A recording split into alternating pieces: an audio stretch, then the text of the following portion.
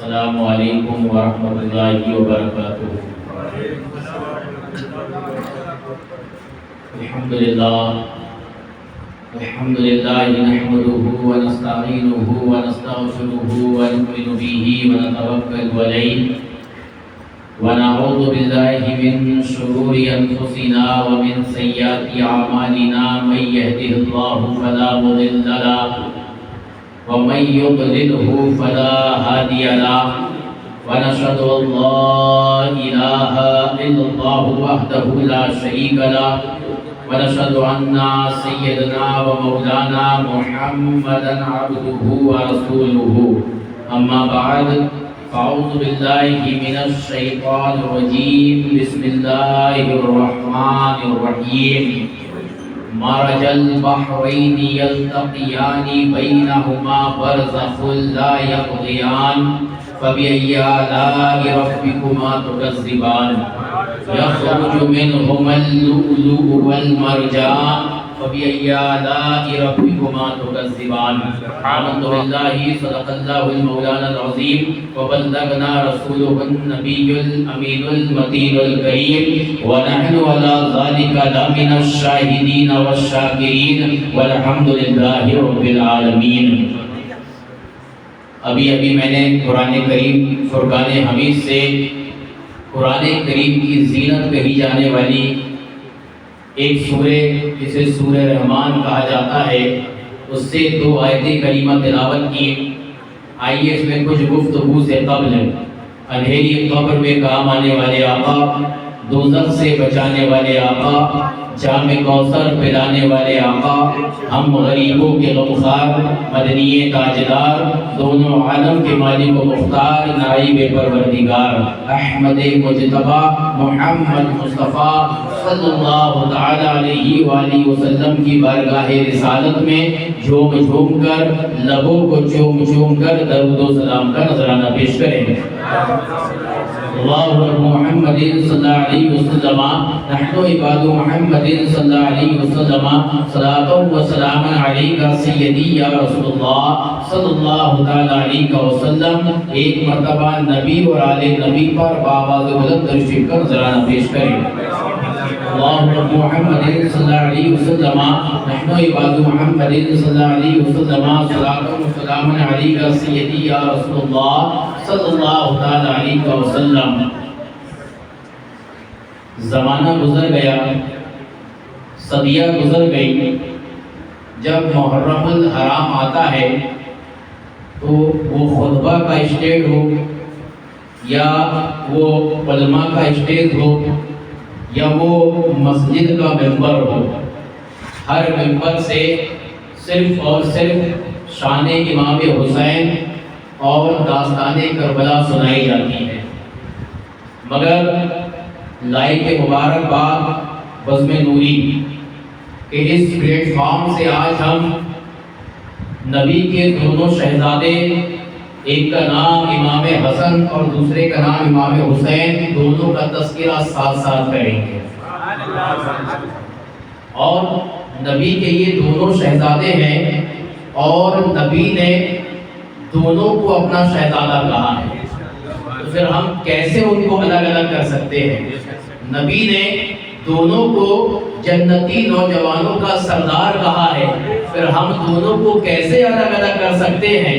نبی نے دونوں کو دنیا میں اپنے جنت کے پھول کہا ہے، تو پھر ہم دونوں کو کیسے الگ الگ کر سکتے ہیں؟ تو یہ لائق مبارک بزم نوری ہے کہ اس پلیٹ فارم سے ہم دونوں کا تذکرہ کر رہے ہیں، اور ہم اس پلیٹ فارم سے لوگوں تک یہ درس پہنچانا چاہتے ہیں کہ نبی کے دونوں شہزادے ہیں، جب جب ذکر ہو تو حسین کے ساتھ ساتھ حسن کا بھی ذکر ہو۔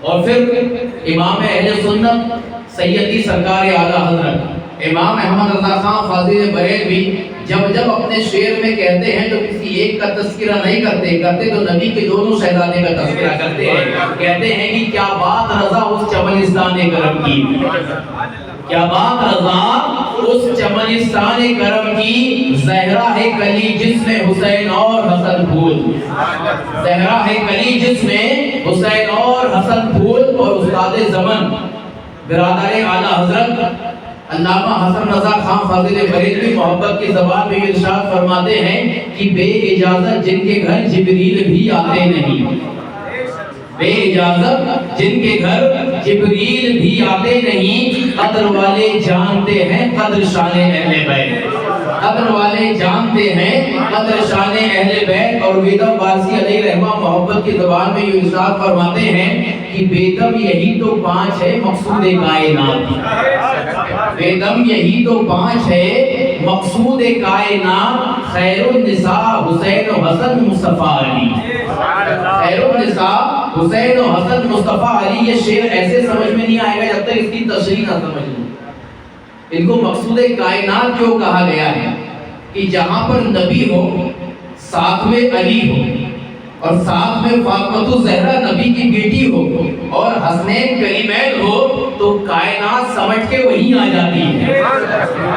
جو اس جگہ یہ پانچ جمع ہو، جسے پانچ تن اور محبت میں ہم پنجتن کہتے ہیں، جب یہ ایک جمع ہوتے ہیں تو وہی کائنات سمجھ کے آتی ہے، اور جب یہ الگ الگ ہوتے ہیں تو کائنات بن جاتی ہے۔ جب یہ الگ الگ ہوتے ہیں تو کائنات بن جاتی ہے۔ اسی کو بیدم وارسی نے کہا کہ بیدم یہی تو پانچ ہے مقصود کائنات، خیر النساء حسین و حسن مصطفیٰ علی۔ اور ایک مقام پر اعلیٰ حضرت محبت کی زبان میں یوں کہتے ہیں کہ کیسے آقاؤں کا بندہ ہوں رضا، کیسے آقاؤں کا بندہ ہوں رضا، بول بالے میری سرکاروں کے، انہی سرکاروں میں سے آج ہم سرکار امام حسن اور سرکار امام حسین کا تذکرہ کرنے کے لیے بیٹھے ہیں۔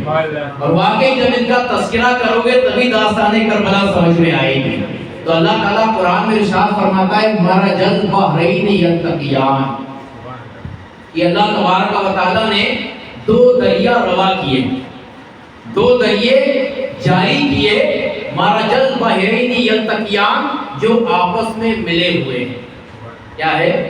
آپس میں ملے ہوئے ہیں۔ یہ سورہ رحمان کی بڑی متبرک آیت کریمہ ہے، اور اس کی تفسیر الگ الگ مفسر اکرام نے الگ الگ طریقے سے کیے ہیں۔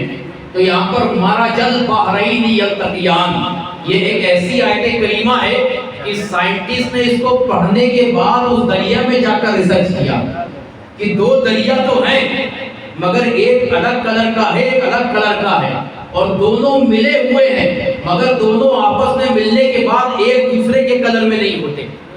یہ رب کائنات کی قدرت کا ایک دنیا میں نمونہ ہے۔ تو مرج البحرین یلتقیان، کہ رب کائنات نے دو دریا روا کیے جو آپس میں ملتے ہیں، اور جو آپس میں ملے ہوئے ہیں بینہما برزخ لا یبغیان، مگر رب کائنات نے ان دونوں کے درمیان ایک آڑ رکھی، ایک پردہ رکھا کہ وہ آپس میں ایک دوسرے سے تجاوز نہیں کرتے ہیں، یعنی ایک دوسرے سے بہتے نہیں، ایک دوسرے کے اوپر نہیں آتے ہیں۔ رب کائنات نے اس میں آڑ کر دی، بینہما برزخ لا یبغیان۔ تو پھر آگے رب کہتا ہے فَبِأَيِّ آلَاءِ رَبِّكُمَا تُكَذِّبَانِ، کہ تم اپنے رب کی کون کون سی نعمتیں جھٹلاؤ گے۔ اور جب یہ دونوں دریا آپس میں ملتے ہیں تو آگے رب کائنات کی قرآن کی آیت کہتی ہے یخرج منہما اللؤلؤ والمرجان، کہ پھر رب کائنات اس میں سے لؤلؤ اور مرجان نکالتا ہے، یعنی موتی، ایک سرخ موتی اور ایک سبز موتی کو نکالتا ہے۔ لؤلؤ یعنی سبز موتی اور مرجان یعنی ایک اور موتی کو رب کائنات نکالتا ہے۔ تو اگر مفسرین اکرام کی تفسیر دیکھیں تو حضرت عبداللہ ابن مسعود کی تفسیر الگ ہے، حضرت انس بن مالک رضی اللہ تعالیٰ عنہ کی تفسیر الگ ہے، اور حضرت فخر الدین رازی رضی اللہ تعالیٰ عنہ نے الگ الگ تفسیر کی ہے، مگر میں ان کی تفسیروں کو یہاں بتا کر اپنے موضوع سے ہٹنا نہیں چاہتا اور وقت کو ضائع نہیں کرنا چاہتا۔ صرف ان تفسیروں میں ایک تفسیر کرے کہ مرج البحرین، جو مفسر اکرام نے تفسیر کی ہے اس کی کہ دو دریا کون ہے یہ جو آپس میں ملے ہوئے ہیں، تو مفسر تفسیر کرتے ہیں کہ اس میں ایک دریا جو ہے وہ کون دریا ہے، وہ شجاعت اور ولایت کا پیکر ہے، جسے حضرت علی کرم اللہ تعالی وجہ الکریم کہتے ہیں۔ اور ایک دریا عزت و عصمت کی پیکر جسے بنت رسول فاطمہ الزہرا رضی اللہ تعالی عنہا کہا جاتا ہے. جب یہ دونوں عزت اور ولایت، شجاعت اور ولایت اور عزت و عصمت کے پیکر ملتے ہیں تو پھر رب کائنات یخرج منہما اللؤلؤ والمرجان، تو ان کے ملنے سے پھر اس دریا سے لؤلؤ اور مرجان نکالتا ہے. اور وہ لؤلؤ مرجان کون ہے؟ ایک ہے امام حسن اور ایک ہے امام حسین.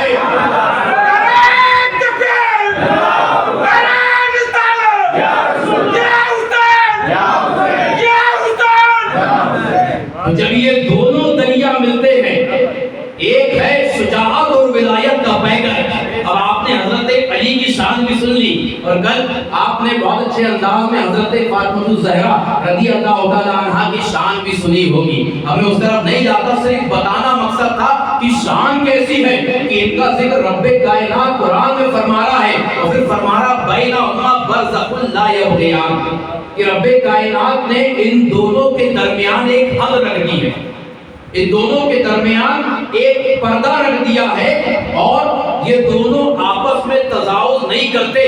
تو مفسر فرماتے ہیں کہ وہ پردہ کیا ہے، وہ حد کیا ہے؟ تو مفسر فرماتے ہیں وہ پردہ نکاح ہے. کیا ہے؟ پردہ. اور پھر دنیا میں بھی ہر ایک مرد اور عورت کے درمیان اگر حال اور پردہ ہوتا ہے تو وہ نکاح ہی ہوتا ہے.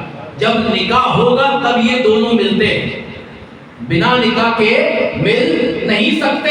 مگر یہاں پر حضرت علی اور فاطمہ کا مرتبہ بتانا مقصود ہے کہ یہ آیت کریمہ ہمارے سامنے آئی کیسے، اور یہ مفسر اکرام نے اس کی تفسیر ایسے کیوں کی. ہم جب نکاح کرتے ہیں تو ہمارا نکاح ایک عام نکاح ہوتا ہے، مگر رب کائنات نے ان دونوں کے درمیان جو حد رکھی ہے وہ حد نکاح کیسے ہے کہ جب حضرت علی اور فاطمہ کا نکاح ہونا مقصود ہوا تو کئی رشتے آئے، مگر نبی نے کہا کہ میں فاطمہ کے نکاح کے لیے رب کے حکم کا انتظار کر رہا ہوں، رب کے حکم کا انتظار کر رہا ہوں. اور جب رب کا حکم آیا تو رب نے حکم کیا بھیجا جبریل کے ہاتھ کہ اے میرے محبوب سے کہہ دو جا کے جبریل کہ ہم نے علی اور فاطمہ کا نکاح آسمان میں کر دیا. توجہ کرنا، کر نہیں رہا ہوں، کر دیا. توجہ. تو یہ ایک ایسا نکاح ہے جو دنیا میں کوئی نکاح اس کے مقابل نہیں پہنچ سکتا. اسی وجہ سے یہاں کہا گیا برزخ لا یبغیان، ان دونوں کے درمیان ایک حد ہے، ایک پردہ ہے، اسے پردہ نکاح کہا جاتا ہے. تو دنیا کا نکاح الگ ہے. جب حکم آیا تو رب نے کیا فرمایا کہ ہم نے فاطمہ اور علی کا نکاح آسمان میں کر دیا ہے، اے نبی تم علی اور فاطمہ کا نکاح زمین میں کر دو، زمین میں کر دو. تو جب حکم آیا تو پہلے نکاح ہو چکا تھا. اور قربان جاؤں میں اس آیت کریمہ پر، ایک ولایت اور شجاعت کے پیکر ہے، ایک شرم و حیا کی پیکر ہے. تو رب کائنات نے قرآن کے اندر انہیں کوئی دریا نہیں کہا. دریا ایک چھوٹا سا ہوتا ہے، کوئی ندی، کوئی نالا نہیں کہا، کوئی پرنالا نہیں کہا. یہ سب چھوٹے پیمانے میں ہوتے ہیں. تشبیہ بھی دی دونوں کو تو کہا یہ دونوں سمندر ہیں، سمندر. اور سمندر کی حد کہاں تک ہوتی ہے اس کو کوئی اس کو ناپ نہیں سکتا کہ سمندر کہاں تک پھیلا ہوا ہے. تمہارا جل بحرین یلتقیان. رب نے بھی کہا تو علی کو کہہ دیا کہ شجاعت اور ولایت کے سمندر ہے، اور فاطمہ کو کہہ دیا کہ شرم و حیا اور پردے کی سمندر ہے. اور جب یہ دونوں ملتے ہیں، ان کا ملاؤ ہوتا ہے تو ایک عظیم شخصیت جسے امام حسن کہا جاتا ہے، اور دوسری شخصیت جسے امام حسین کہا جاتا ہے. لؤلؤ والمرجان.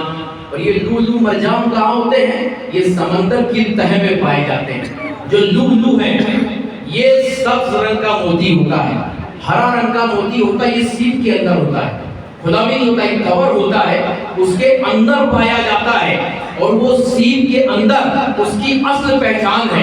کیونکہ جب آپ موتی لینے جاؤ گے تو کئی موتی کئی کلر کے ہوتے ہیں، مگر جب آپ کسی سونار کے پاس جاؤ گے اور اگر صحیح اور اصل لؤلؤ کی پہچان کرنا ہے تو اسے جب آپ دیکھو گے تو اس میں ہرا پن جھلکے گا.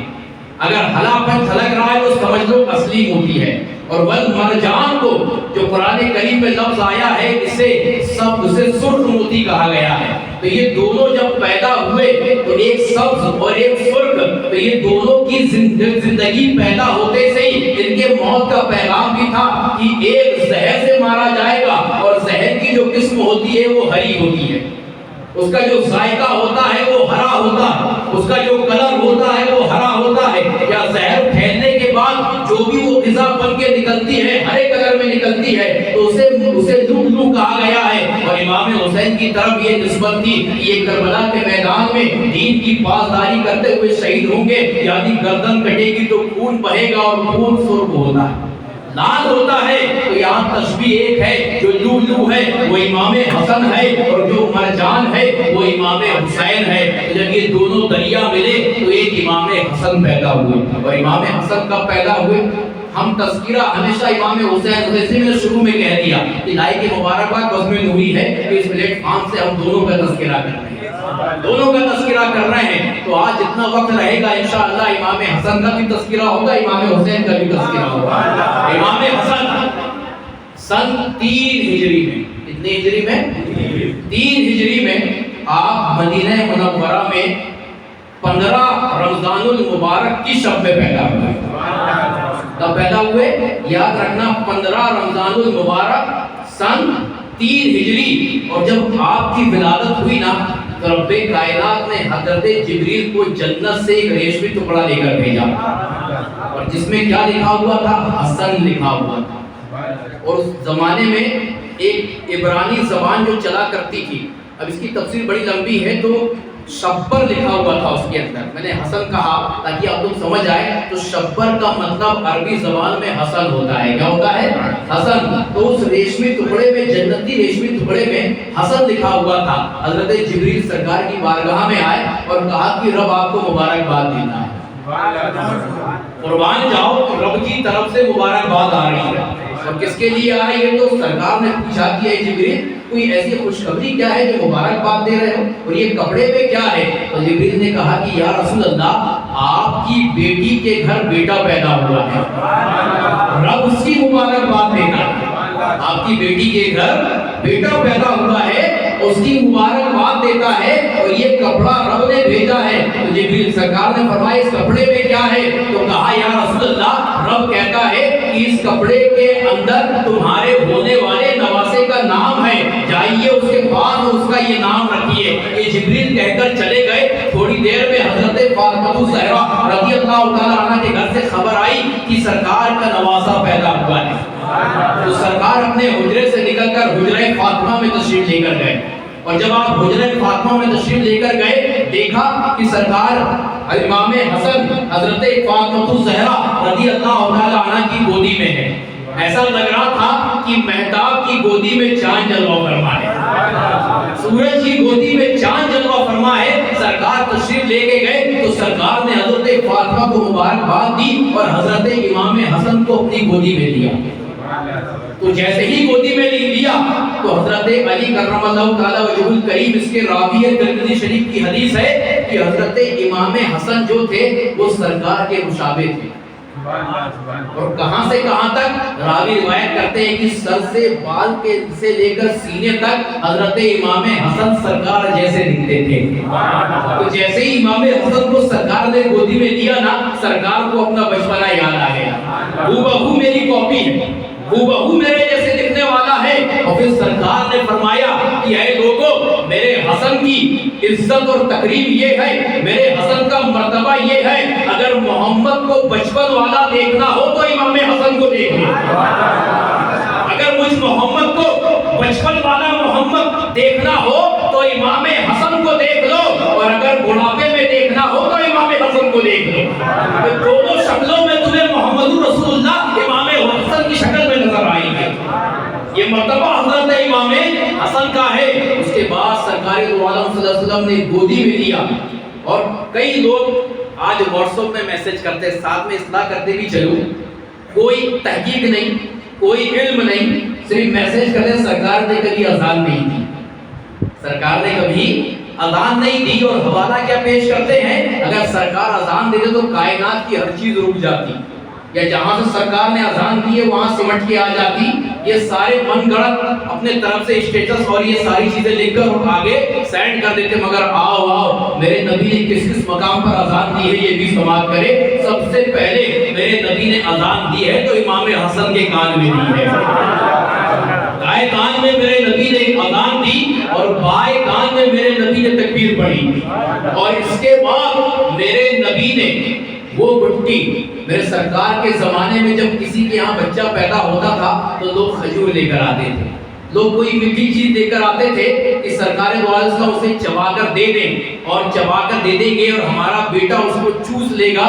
یا ہماری بیٹی اس کو چوس لے گی تو سرکار دو عالم کا فیض مل جائے گا، ان کی تاثیر آ جائے گی۔ اور حکم بھی یہی ہے کہ جب تمہارے گھر میں بیٹا پیدا ہو تو میرے سرکار نے ہمیں تعلیم دی ہے کہ کسی نیک صالح انسان سے آپ کوئی میٹھی چیز چبا کر اپنے بیٹے کو کھلاؤ تو اس کی تاثیر، اس کی صفت تمہارے بیٹے کے اندر آ جائے گی، تمہارے بچے کے اندر آ جائے گی۔ یہ تعلیم نبی کریم نے ہمیں دی ہے، مگر آپ قربان جاؤ کیا مرتبہ حضرت امام حسن کا لوگوں کو آپ نے کھجور دی ہے، لوگوں کو آپ نے اپنی زبان سے چبا کر کوئی میٹھی چیز دی ہے، مگر جب حضرت امام حسن پیدا ہوئے ہیں تو گھٹی کیا پلا رہے ہیں امام حسن کو؟ حضرت سرکار دو عالم صلی اللہ علیہ وسلم نے اپنی زبان کو باہر نکالا اور کہا حسین چوسو، اے حسن چوسو۔ اب حضرت حسن چوس رہے ہیں۔ اب یہاں پر جو نبی ہے وہ میرے سرکار نبی ہیں، نبوت کے پیغمبر ہیں، امام الانبیاء ہیں، یہاں چسا تو رہے ہیں مگر چسانے کے ساتھ ساتھ ڈائریکٹلی میرے نبی کی زبان ہے، بیچ میں کوئی چیز ہائی نہیں ہے، نہ کوئی کھجور ہے نہ کوئی میٹھی چیز ہے، اور سرکار دو عالم صلی اللہ علیہ وسلم کی زبان کو حضرت امام حسن چوس رہے ہیں۔ سوچو وہ زبان چسائی ہوگی تو کیا کیا میرے نبی نے دیا ہوگا۔ یہ نبی جانے اور امام حسن جانے، یہ نبی جانے اور امام حسن جانے۔ اس کے بعد جب حضرت امام حسن نے زبان چوس لی تو پھر میرے نبی نے امام حسن کا نام شبر رکھا۔ کیا رکھا؟ شبر رکھا، اور اس کا عربی معنی ہوتا ہے حسن۔ کیا ہوتا ہے؟ حسن۔ اور راوی روایت کرتے ہیں کہ اس روئے زمین پر جتنے زمانے گزرے ہیں نہ اس سے پہلے کسی کا نام حسن تھا نہ اس زمانے میں کسی کا نام حسن تھا۔ رب کائنات نے حسن اور حسین جو یہ نام ہے یہ پوشیدہ رکھے تھے، اور سب سے پہلے اگر حسن و حسین نام رکھے گئے ہیں تو وہ حضرت فاطمہ الزہرا کے شہزادے اور نبی کے نواسے یہ رکھے گئے ہیں، اور خود میرے نبی نے رکھا ہے۔ اور جس کا نام میرے نبی رکھے، جس کو اپنی زبان میرے نبی چسائیں، جس کو نبی اپنی گودی میں لے تو پھر اس کا عالم کیا ہوگا، اس کا مرتبہ کیا ہوگا۔ آج کچھ لوگ ہیں کہ امام حسن کی تعریف نہیں کرتے، امام حسن کو برا بھلا کہتے ہیں، تو پھر وہ اپنا منظر اور اپنا جو بھی ہے عذاب وہ دیکھ لے کہ بعد میں کیا ہونے والا ہے۔ کہ جو امام حسن کو، جبکہ میرے نبی نے دونوں سے محبت کی، دونوں کو برابری پہ رکھا، اور یہ امام حسن ہے کون؟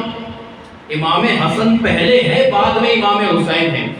حسن کی پیدائش کے 9 یا 10 مہینے کے بعد امام حسین کی پیدائش ہے، تو سر کس کو ملا سب سے پہلے نبی کی گود میں آنے کا؟ وہ امام حسن ہے۔ سب سے پہلے نبی کی زبان چوسنے کا سر کس کو ملا؟ وہ امام حسن ہے۔ سب سے پہلے نبی نے کس کے کان میں اذان دی؟ وہ امام حسن ہے۔ سب سے پہلے نام کس کا رکھا نبی نے؟ وہ امام حسن ہے۔ اور پھر 7 دن کے بعد میرے نبی نے ایک بھیڑ یا ایک بکری یا ایک دمبا، روایت میں تینوں ہے، کاٹ کر حضرت امام حسن کا عقیقہ کیا۔ کیا کیا؟ عقیقہ کیا، اور یہ ذہن و فکر دینے کی کوشش کر دی کہ اے لوگوں جب تمہارے یہاں بچے پیدا ہو تو ان کا عقیقہ کیا کرو، اگر استطاعت ہو تو۔ ایک عقیقہ کرنا کوئی فرض نہیں ہے، واجب نہیں ہے، یہ سنت مصطفیٰ ہے اور اس کا کرنا مستحب ہے۔ سنت مصطفیٰ ہے اور اس کا کرنا مستحب ہے۔ تو میرے نبی نے فرمایا جب بچہ 7 دن کا ہو جائے تو اس کا نام بھی رکھو، اور اس کے جو بال ہوتے ہیں ناپاکی کے، میرے نبی نے حضرت امام حسن کے بال روائے 7 دن کے بعد، ہمیں طریقہ بتایا کہ یہ جو بال ہوتے ہیں اس کو 7 دن کے بعد مڑوا دو۔ ہمارے یہاں رسم و رواج ہے، اور خاص کر عورتیں لوگ کرتی ہیں 1.25 مہینے تک اس بال کو رکھتی ہیں، مگر یہ طریقہ غلط ہے۔ 7 دن کے بعد میرے نبی نے امام حسن کے بال کو مڑوایا، اور مڑوانے کے بعد اس کا وزن چاندی سے کیا۔ توجہ، طریقہ میرے نبی بتا رہے ہیں، اس کا وزن چاندی سے کیا کہ کتنا وزن بالوں کے برابر آتا ہے، اور وہ چاندی کو غریب اور فقراء میں صدقہ کر دیا۔ یہ طریقہ میرے نبی نے بتایا کہ جب تمہارے گھر بچے کی پیدائش ہو تو 7 دن میں اس کا عقیقہ کر دو، اس کے بال کو مڑواؤ اور بال کے برابر وزن چاندی کر کر اس کے اوپر سے صدقہ کر دو، تو رب کائنات کا زندگی اس بچے کی حفاظت کرے گا، اس کو اپنے حفظ امان میں رکھے گا۔ یہ طریقہ میرے نبی نے بتایا ہے۔ تو یہ حضرت امام حسن رضی اللہ تعالیٰ عنہ ہے۔ اب ان کی تعریف آگے آتی رہے گی، مگر اس کے جسٹ 1 سال کے بعد حضرت امام حسین کی پیدائش ہوئی، اور وہ سن 4 ہجری ہے۔ کیا ہے؟ 3 میں امام حسن، یاد رہے گی 15 رمضان کی شب، اور 4 ہجری میں امام حسین کی پیدائش ہے۔ اور ان کا واقعہ بڑا طویل ہے پیدائش کا۔ شان دیکھیے امام حسین کی، حسن کی آپ نے سماعت کر لی، امام حسین کی شان دیکھیں کہ 4 5 یا ایک روایت میں 3 بھی آیا ہے، 3 شعبان، 4 شعبان یا 5 شعبان، یہ 3 تاریخیں ہیں، مگر زیادہ مورخین کے قول کے مطابق 4 یا 5 تاریخ ہے، اور تمام علماء اکرام متفق ہو کر 4 شعبان کہتے ہیں۔ کتنے شعبان؟ 4 شعبان سن 4 ہجری میں حضرت امام حسین کی ولادت ہوتی ہے۔ اور جب امام حسین کی ولادت ہوئی نا تو سرکار دو عالم صلی اللہ علیہ وسلم کو خبر ہو گئی۔ اب کیسے خبر ہوئی؟ یہ جبریل لے کر نہیں آئے تھے، مگر یہ میرے نبی کا علم غیب تھا۔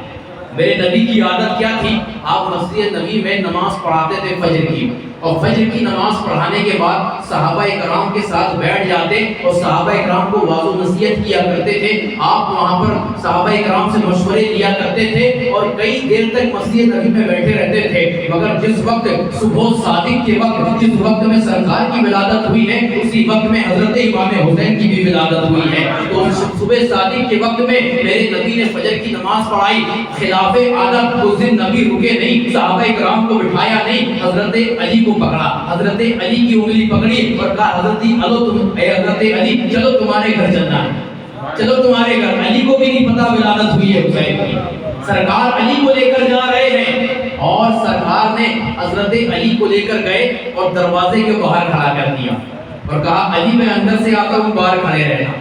جب جیسے ہی سرکار اندر گئے ہیں، دیکھا کہ حضرت امام حسین حضرت فاطمہ الزہرا رضی اللہ تعالیٰ عنہ کی گود میں مسکرا رہے ہیں۔ اور ایک روایت کے مطابق بخاری شریف کی روایت ہے کہ حضرت ام فضل جو سرکار کی چچی ہیں، یہ سرکار کی بارگاہ میں آئی۔ حضرت عباس جو سرکار کے چچا ہیں، ان کی اہلیہ ہے، وہ سرکار کی بارگاہ میں گھبراتے ہوئے آئی اور کہا کہ یا رسول اللہ صلی اللہ علیہ وسلم، میں نے ایک خواب دیکھا ہے، اور خواب یہ ہے کہ آپ کے جسم کا ٹکڑا نکال کر میری گودی میں رکھ دیا گیا ہے۔ اب کوئی ایسا خواب دیکھے گا تو گھبرائے گا، پریشان ہوگا، اور پھر بھی نبی آخر الزمان کے جسم اور اس کا ٹکڑا۔ تو جیسے ہی یہ خبر ام فضل نے سنائی سرکار کو نا، تو سرکار مسکرا دیے۔ تو ام فضل آپ کی چچی کہتی ہے کہ اے رسول اللہ، میں اتنا بھیانک اور گھبرانے والا خواب سنا رہی ہوں، آپ مسکرا رہے ہیں۔ اور یہاں پر ام فضل نے ایک عقیدہ بھی دے دیا، عقیدہ لے کے چلے کہ جب تک میرے نبی نے اعلان نبوت نہیں فرمایا تھا نا، جب جب آپ کی چچی آتی تھی کہتی تھی اے بھتیجے، کہتی تھی اے محمد، یعنی نام لیتی تھی۔ اور کب؟ جب سرکار نے اعلان نبوت نہیں فرمایا تھا، مگر جیسے ہی اعلان نبوت فرمایا اور میرے نبی نے نبی ہونے کا دعویٰ کیا، تو وہاں سے ہمیں اور آپ کی چچی نے ذہن و فکر دے دی کہ جب تک اعلان نبوت نہیں فرمایا تھا، ہمیں خبر نہیں تھی، ہمیں پتہ نہیں تھا، تو ہم بھتیجا کہہ کر پکارتے تھے، ہم محمد کہہ کر پکارتے تھے۔ مگر جیسے ہی اعلان نبوت نبی نے فرمایا، تو اس کے بعد سے آپ کی چچی تھی، ہم کا بھتیجا کہہ سکتی تھی، آپ کی چچی تھی، ہم کا محمد نام سے پکار سکتی تھی۔ مگر اعلان نبوت فرمانے کے بعد اور آپ کی چچی کے ایمان لانے کے بعد، چچی نے کبھی آپ کو نہ بھتیجا کہا نہ محمد کہا، جب بھی کہا یا رسول اللہ کہا، یا رسول اللہ کہا۔ ہمیں ان پر ہنسی آتی ہے کہ جو کہتے ہیں کہ نبی ہمارے بڑے بھائی ہیں۔ ارے سلیقہ سیکھنا ہے، ادب سیکھنا ہے تو نبی کے چچی سے سیکھو۔ بھتیجا ہوتے ہوئے کبھی بھتیجا نہیں کہا، کبھی نام نہیں لیا، جب جب بارگاہ میں آئے کہا یا رسول اللہ۔ اور ہمیں ذہن و فکر دینے کی کوشش کر دی کہ نبی کو نبی کہہ کر پکارو، کبھی نام سے نہیں پکارنا. یہ ادب کے خلاف ہے، یہ خلاف ادب ہے. وہاں ذہن نے کہا یا رسول اللہ میں اتنا بھیانک خواب سنا رہی ہوں اور آپ مسکرا رہے ہیں. تو کہا اے میری چچی سنو، یہ خواب کی تعبیر کیا ہے؟ ان قریب میری بیٹی کے یہاں ایک بیٹا پیدا ہونے والا ہے، اور جب وہ پیدا ہوگا سب سے پہلے آپ کی گود میں رکھا جائے گا. تو اس خواب کی تعبیر یہ ہے کہ وہ میرے جسم کا ٹکڑا ہے اور رب کائنات نے اس کو بڑی عافیت بخشی ہے. اور پھر رب نے سرکار نے فرمایا بھی حسین منی و انا من الحسین، حسین منی و انا من الحسین کی حسین مجھ سے ہے اور میں حسین سے ہوں. یہاں توجہ کریں، کتنی پیاری اور کتنا بڑا مرتبہ امام حسین کا بتایا ہے. تم حسین کو کیا سمجھتے ہو؟ ذات حسین کو کیا سمجھتے ہو؟ نبی کہہ رہے حسین منی و انا من الحسین، کہ حسین مجھ سے ہے اور میں حسین سے ہوں. تو جب حسین نبی سے ہوئے تو اب یہاں دیکھو کہ نبی کس سے ہے. توجہ، نقطہ بڑا پیارا ہے. حسین نبی سے، نبی کس سے؟ نبی کس سے؟ تو اس کے لیے تو وہاں جانا پڑے گا جب یہ جہان نہیں تھا، رب کائنات تھا، اور پھر اپنے نور سے رب نے نبی کے نور کو پیدا فرمایا. تو نبی خدا سے اور حسین نبی سے، کتنے اعلیٰ حسین ہیں، کتنے مرتبہ میں فائز حسین ہیں، کتنے بڑے مرتبے والے حسین ہیں کہ نبی کہہ رہے حسین و منی و انا من الحسین. تو نبی رب میں اپنے نور سے نبی کے نور کو پیدا فرمایا. نبی خدا سے اور حسین نبی سے. اور پھر میرے نبی کا وہ مرتبہ ہے کہ میرے نبی جہاں لیٹے ہوئے ہیں، ابھی حجاج اکرام کی واپسی ہوئی ہے، انہوں نے اپنی ماتوں کی آنکھوں سے نبی کے روضے کی زیارت کی ہوئی. مفسر فرماتے ہیں جہاں میرے نبی کا جسد رکھا ہوا ہے، جہاں میرے نبی کا جسم ہے اور وہ زمین میرے نبی کے جسم سے لگی ہوئی ہے، مفسر فرماتے ہیں کہ وہ عرش اعظم سے بھی اعلیٰ ہے. وہ جو مٹی اور وہ زمین جہاں میرے نبی جلوہ افروز ہیں، اس کا مرتبہ یہ ہے کہ وہ عرش اعظم سے بھی، عرش معلیٰ سے بھی اعلیٰ ہے. اسی کو جب میرے اعلیٰ حضرت نے دیکھا تو کہا با خدا، خدا کا یہی ہے در، با خدا، خدا کا یہی ہے در، نہیں اور کوئی مفر مکر، جو وہاں سے ہو یہیں آ کے ہو، جو وہاں سے ہو یہیں آ کے ہو، جو یہاں نہیں تو وہاں نہیں، جو یہاں نہیں تو وہاں نہیں. تو میرے نبی فرما رہے حسین و منی و انا من الحسین، کی حسین مجھ سے ہے اور میں حسین سے ہوں. تو نبی خدا کے نور اور حسین نبی کے نور، نبی خدا کے نور اور حسین نبی کے نور. اور جب اس کو میرے سرکار اعلیٰ حضرت نے کہا سنا تو کہہ دیا اور کہہ کے قلم توڑ دیا کہ تیری نسل پاک میں ہے بچہ بچہ نور کا، تو ہے عین نور، تیرا سب گھرانہ نور کا، تیرا سب گھرانہ نور کا. یہ امام حسین ہے، کیا مرتبہ ہے ان کا. تو ایک روایت میں ہے کہ حضرت فاطمہ الزہرا کی گودی میں، ایک روایت میں جب میرے نبی فاطمہ الزہرا کے گھر میں داخل ہوئے، حجرہ فاطمہ میں داخل ہوئے، تو میری سرکار امام حسین ام فضل کی گودی میں، ام فضل کی گودی میں. تو جیسے ہی سرکار حجرہ فاطمہ میں داخل ہوئے، سرکار دو عالم صلی اللہ علیہ وسلم کی بارگاہ میں حضرت جبریل آ گئے. حضرت جبریل آ گئے اور کیا پیغام لے کر آئے کہ یا رسول اللہ صلی اللہ علیہ وسلم، اللہ تبارک و تعالی آپ کی نواسے کی پیدائش میں آپ کو مبارکباد دیتا ہے.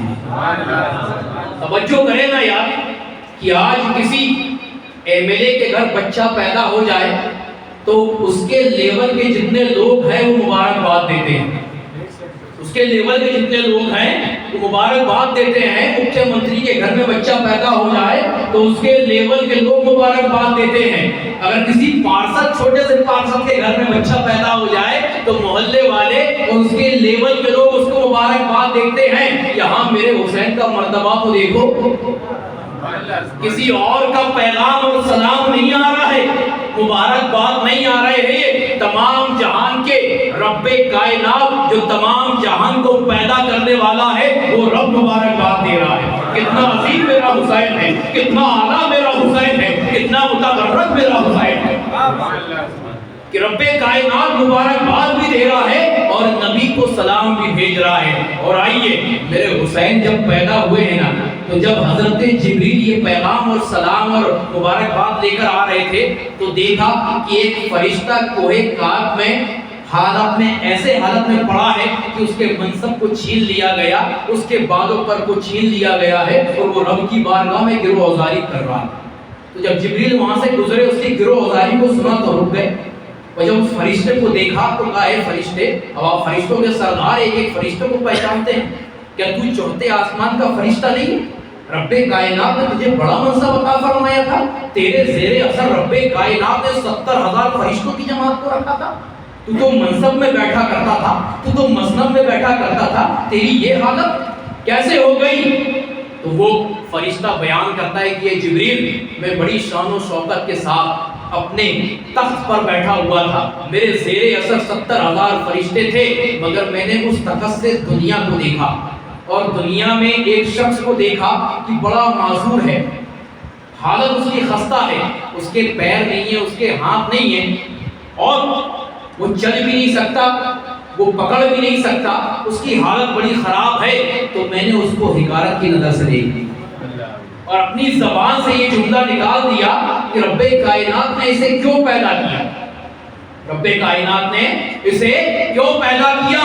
بس اسی جملے کو میرے رب کائنات کو ناگوار لگا، یہی جملہ میرے رب کائنات کو ناگوار لگا، اور میرے منصب کو، میرے تخت کو چھین کر مجھے کوہ کاف کی وادیوں میں پھینک دیا۔ تو یہاں سے ہمیں ایک ذہن و فکر اس فرشتے نے دیا ہے اس واقعے کے ذریعے سے کہ ہمیں کسی کو حقیر نہیں سمجھنا چاہیے۔ جتنی مخلوق ہے میرے رب کائنات کی بنائی ہوئی ہے، مگر وہ شخص بھی ہمارے لیے درس عبرت ہے۔ اس کے پاس ہاتھ نہیں ہے، رب نے ہمیں ہاتھ تو دیے ہیں، اس کے پاس پیر نہیں ہے، رب نے ہمیں پیر تو دیے ہیں، تو یہ ہاتھ سے ہمیں کیا کرنا چاہیے؟ رب نے ہاتھ اس لیے دیے ہیں کہ اس کی بندگی کے لیے اٹھیں، رب نے پیر اس لیے دیے ہیں کہ اس کی عبادت کے لیے اس کے گھر کی طرف بڑھیں۔ تو رب کائنات نے کم سے کم ہمیں ایک بے عیب تو بنایا ہے، عیب دار تو نہیں بنایا ہم کو، تو اس سے ہمیں درس حاصل بھی کرنا چاہیے اور اس سے حقارت کی نظر سے نہیں دیکھنا چاہیے۔ پتہ نہیں کون سی تمہاری حقارت کی نظر رب کائنات کو ناپسند ہو جائے اور رب اسے بحال کر دے، تمہیں بے حال کر دے۔ تو وہ فرشتے نے ہمیں اس کے ذریعے سے ہمیں درس ملا، تو بس ایک حقارت کی نگاہ کی دیکھنے کی وجہ سے وہ فرشتہ جو ہمیشہ رب کائنات کی عبادت ہے، جس سے گناہ نہیں ہو سکتا، صرف لغزش ہوئی تھی، اس کی زبان سے یہ جملہ نکلا تھا، اور رب کائنات نے اس کے منصب کو چھین کر اسے کوہ کاف میں پھینک دیا، اور پتہ نہیں کتنے برس سے وہ اس وادی میں تھا اور رب کائنات کی بارگاہ میں اپنی غلطی کی معافی مانگ رہا تھا، مگر رب کائنات نے اسے معاف نہیں کیا۔ جب جبریل نے پوچھا، اپنی داستان اس نے بتائی حضرت جبریل کو، تو جبریل سے اس نے پوچھا کہ جبریل تم بڑے جلدی میں کہاں جا رہے ہو؟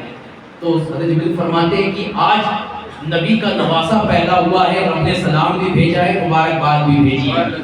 تو جب یہ فرشتے نے سنا تو اس کے اندر ایک امنگ جاگی، اسے ایک فلسفہ ملا کہ چلو اتنے سالوں سے میری دعائیں قبول نہیں ہو رہی ہیں، آج بڑا مقدس دن ہے، رب بھی آج خوش ہے، رب کا محبوب بھی خوش ہے، ہو سکتا ہے اس خوشی کے عالم میں میری بات بن جائے، میری بات بن جائے۔ تو اس نے حضرت جبریل کی بارگاہ میں گرو آزاری کی، مطالبہ پیش کیا، جبریل مجھے بھی سرکار کی بارگاہ میں لے کے چلو۔ تو جبریل نے اسے بھی اپنے ساتھ لے لیا۔ اب جب سلام پیش کیا سرکار کی بارگاہ میں اور رب کائنات کو کی مبارکباد آپ کے نوازی کی دی، تو سرکار نے فرمایا کہ اے جبریل تم بھی آئے ہو، اور سرکار نے فرمایا کہ آج کئی ان گنت فرشتوں کی تعداد حضرت علی کے گھر میں اتری ہے، اور کیوں اتری ہے؟ حضرت امام حسین کی پیدائش کی مبارکباد دینے کی۔ تو سارے فرشتے خوش نظر آ رہے تھے، اچھی حالت میں تھے، حتیٰ کہ فرشتوں کا جسم ظاہری نہیں ہوتا ہے، مگر وہ فرشتے کو جب سرکار نے دیکھا نا تو بڑا خستہ حال، اب کئی سالوں سے پڑا ہوا تھا وادی میں، تو کیسے حال ہوگی؟ تو حضرت جبریل سے سرکار نے پوچھا کہ اے جبریل تمام فرشتے خوش نظر آ رہے ہیں، اچھی حالت میں نظر آ رہے ہیں، یہ فرشتہ خستہ حال ہے؟ تو اس کی رودات جبریل نے سرکار کو سنائی کہ سرکار اس کے ساتھ ایسا ایسا معاملہ ہوا ہے۔ جب رودات سنائی نا تو پھر وہ فرشتہ سرکار کی بارگاہ میں آگے بڑھا، کہا یا رسول اللہ زمانہ گزر گیا، رب کی بارگاہ میں گرو آزاری کر رہا ہوں، رب کی بارگاہ میں اپنی کوتاہی کی معافی مانگ رہا ہوں مگر رب قبول نہیں کرتا، رب معاف نہیں کرتا۔ آج آپ کے نواسے کی پیدائش ہوئی ہے، آپ بھی خوش ہیں، رب بھی خوش ہیں۔ یا رسول اللہ اپنی طرف سے میرے لیے، میری طرف سے ہاتھ اٹھائیں اور میرے لیے رب کی بارگاہ میں سفارش کریں کہ رب میری غلطی اور میری لغزش کو معاف فرما دے۔ تو جب سرکار خوش تھے، جیسے اس کا مطالبہ سنا سرکار نے ہاتھ اٹھا دیے، ہاتھ اٹھا دیے۔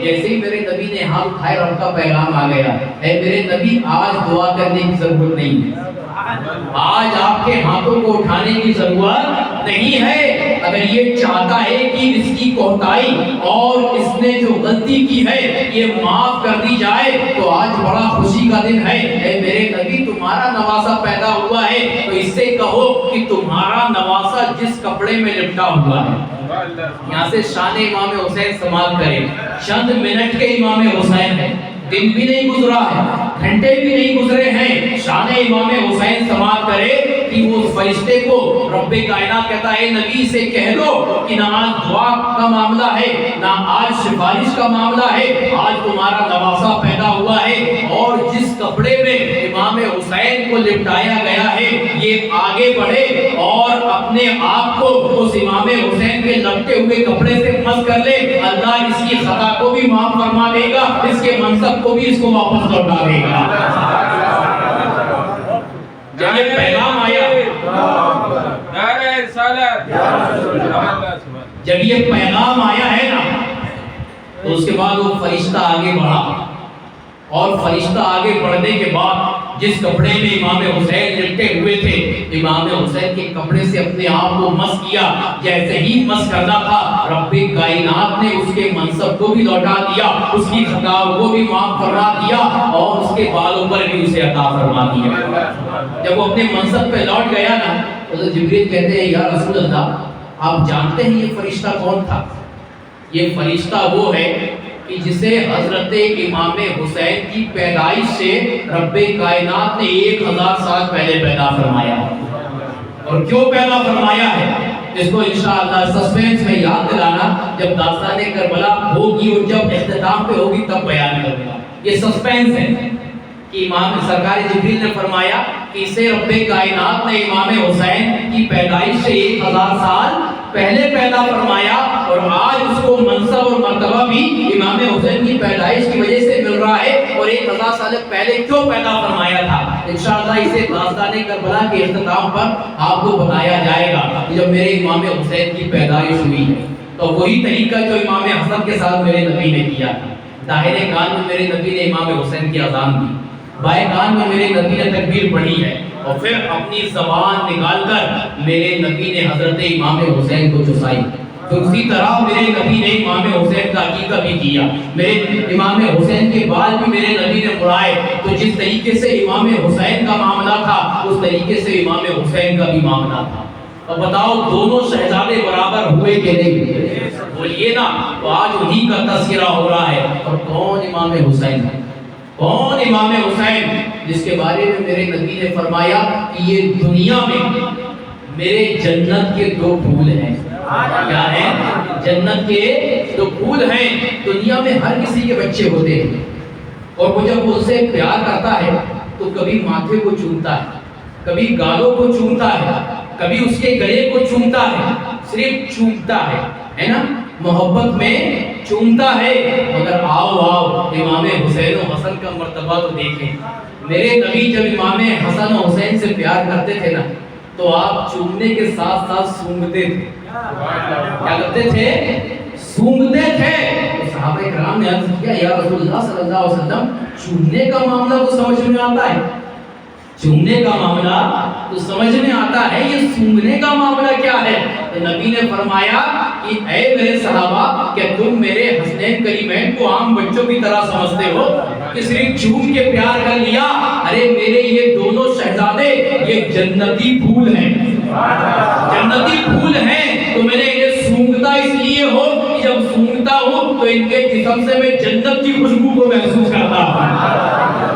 یہ مرتبہ حسنین کریمین کا ہے۔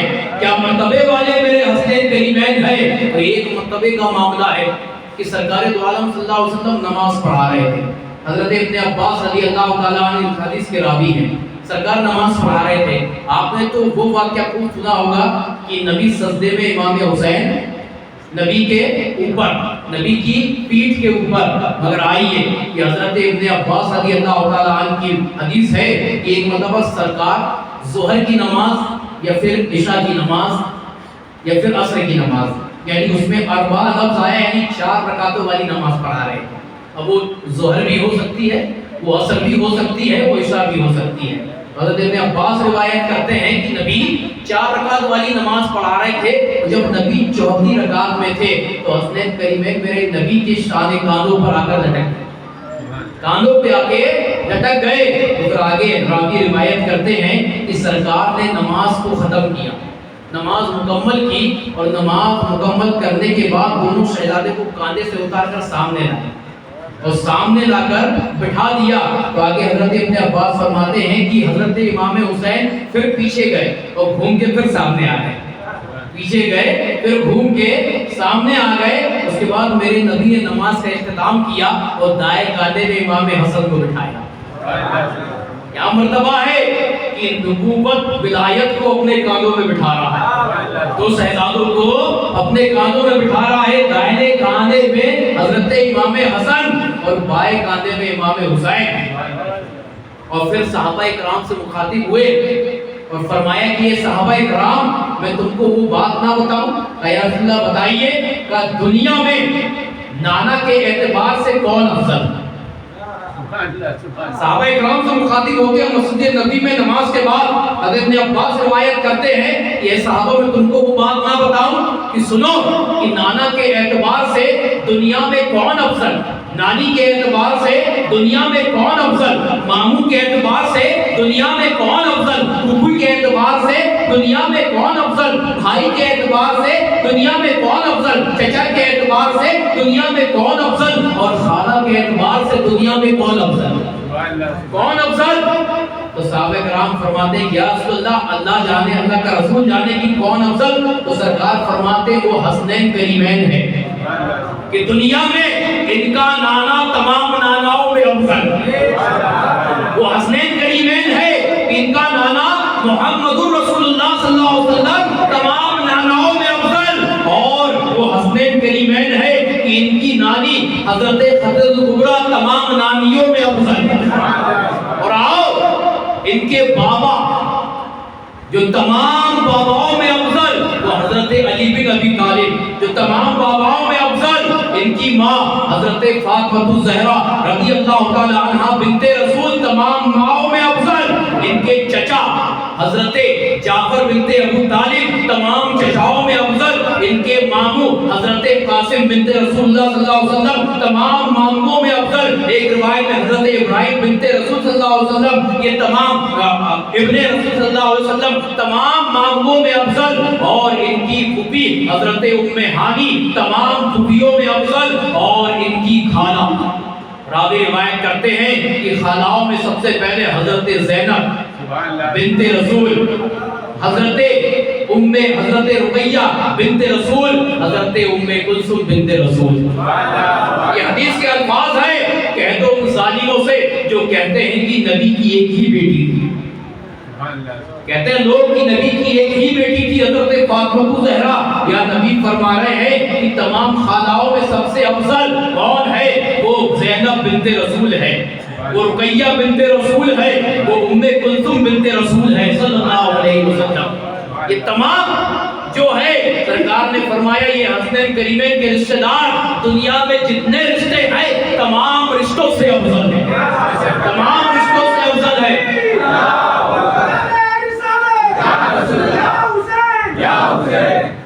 یا حسن یا حسین، نعرہ لگا تو کیا لگاؤ؟ بیان وہی ہو رہا ہے. کبھی ایک حسین صرف حسین کا نعرہ نہیں لگانا. شروع میں اس لیے میں نے تشریح کر دی کہ نبی کے میرے 2 شہزادے تھے، اور جب جب نعرہ ہو تو یا حسن یا حسین لگائیے. پھر میرے نبی کے دونوں شہزادے ہیں. اس کے بعد میرے نبی نے فرمایا اب توجہ، حسین کا نانا بھی جنتی ہے. توجہ، آگے حدیث کریمہ کے الفاظ ہیں، ابن عباس فرماتے ہیں حسین کا نانا بھی جنتی، حسین کی نانی بھی جنتی، حسین کے بابا بھی جنتی، حسین کی ماں بھی جنتی، حسین کے ماموں بھی جنتی، حسین کی چچی بھی جنتی، حسین کی پھوپھی بھی جنتی، حسین کی خالائیں بھی جنتی، اور حسنین کریمین بھی جنتی۔ اور آخری حدیث کریمہ کا ٹکڑا ہے کہ جو ان سب سے محبت کرے رب کائنات اسے بھی جنت عطا فرمائے گا۔ رب کائنات اسے بھی جنت عطا فرمائے گا جو یہ سب سے، یا کسی کو چھوڑے کسی کو پکڑے نہیں، یہ حدیث کریمہ کا پورا مجموعہ ہے کہ یہ جو سب سے محبت کرے، جو سب سے محبت کرے وہ جنتی، کسی کو چھوڑے کسی کو پکڑے نہیں۔ اپنے تشریح نہیں کرتا، سمجھ جاؤ کہ کون چھوڑتا ہے اور کون پکڑتا ہے۔ قربان جاؤ اپنے نصیبے پہ، ہم سب کے ماننے والے ہیں، ہم سب کے چاہنے والے ہیں، ہم سب کی محبت رکھنے والے ہیں، ہمارے دلوں میں سب کی محبت بے وقت ہے، ہم سب سے محبت کرتے ہیں۔ تو جب ہم محبت کر رہے ہیں تو اس مجلس میں بیٹھے ہیں تو قسم خدا کی میرا وجدان کہتا ہے اپنے آپ کو جنتی سمجھو، اپنے آپ کو جنتی سمجھو۔ کیوں؟ کیونکہ ہم ابن زہرا کے ماننے والے ہیں، ابن زہرا کے ماننے والے ہیں، اور جو ابن زہرا کا ماننے والا ہے رب کائنات نے انہیں کے لیے جنت رکھی ہے، انہیں کے لیے جنت رکھی ہے۔ آؤ میرے نبی نے فرمایا کہ میں حسین و حسن سے محبت کرتا ہوں۔ کیا فرمایا میرے نبی نے؟ میں حسین و حسن سے محبت کرتا ہوں۔ پھر اس کی ایک حدیث کریمہ، اس کے راوی حضرت ابن عباس رضی اللہ تعالیٰ عنہ ہے کہ ایک مرتبہ میرے سرکار بیٹھے ہوئے تھے، صحابہ کرام تشریف لے کر آئے۔ جب تشریف لے کر آئے نا تو دیکھا کہ جو جھبا میرے سرکار نے پہنا اس میں حرکت ہو رہی ہے، کبھی دائیں طرف سے حرکت ہوتی، کبھی بائیں طرف سے حرکت ہوتی، کبھی دائیں طرف سے حرکت ہوتی ہے، کبھی بائیں طرف سے حرکت ہوتی ہے۔ تو صحابہ نے پوچھا یا رسول اللہ یہ ہے کیا کہ آپ کے جھبے میں حرکت ہو رہی ہے؟ تو میرے نبی نے جھبے کے اندر سے ہاتھ پکڑا، انگلی پکڑی، ایک طرف سے امام حسن کو نکالا، ایک طرف سے امام حسین کو نکالا، اور فرمایا کہ اے میرے صحابہ یہ میرے دل کے اور جگر کے ٹکڑے ہیں، میں ان سے محبت کرتا ہوں، اے صحابہ تم بھی ان سے محبت کرو۔ یہ حدیث کریمہ کے ٹکڑے ہیں اور حدیث کریمہ کے الفاظ ہیں۔ نبی فرما رہے ہیں میں ان سے محبت کرتا ہوں، اے میرے صحابہ تم بھی ان سے محبت کرو۔ اور آگے راوی روایت کرتے کہ میرے نبی نے دعا کے لیے ہاتھ اٹھا دیا اور کہا کہ یا میرے مولا جو ان سے محبت کرے اس کا نبی بھی اس سے محبت کرتا، تو بھی اس سے محبت کر، تو بھی اس سے محبت کر۔ تو جو ابن بطول سے محبت کرتا ہے اللہ کا رسول بھی اس سے محبت پر کرتا ہے، اللہ بھی اس سے محبت کرتا ہے۔ اور پھر جب محبت کریں گے تو راضی بھی ہو جائیں گے، جب تک راضی نہیں ہوں گے تو محبت کیسے ہوگی؟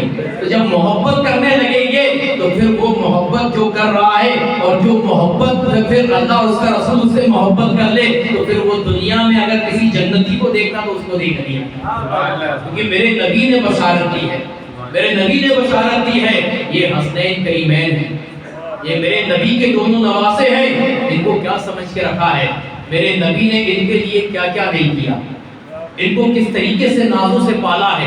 میرے نبی ایک مرتبہ اپنے کاشان اقدس میں جلوہ افروز ہیں، ایک دائیں طرف ایک گودی میں آپ کے بیٹے حضرت قاسم رضی اللہ تعالیٰ میرے نبی کے لگتے جگر بیٹے میرے نبی ابن رسول، اور ایک طرف ہے بنت رسول آپ کی بیٹی کے بیٹے حضرت امام حسین، حضرت امام حسین، ایک طرف حضرت قاسم ایک طرف حضرت امام حسین، دونوں پھولوں کو میرے نبی لے کر بیٹھے ہیں۔